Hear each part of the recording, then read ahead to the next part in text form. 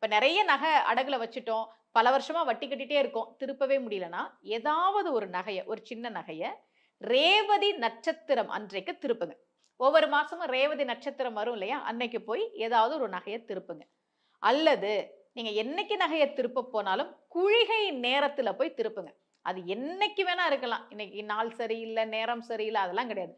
குளிகை நேரம் அப்படின்னு ஒரு நேரம் இருக்கு. நம்ம ராகு காலம், யமகண்டம்லாம் சொல்றோம் இல்லையா? அதே மாதிரி குளிகை நேரம்னு வரும்.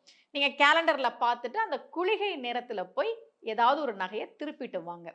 நகைய திருப்புறதுக்கு வழியே இல்ல.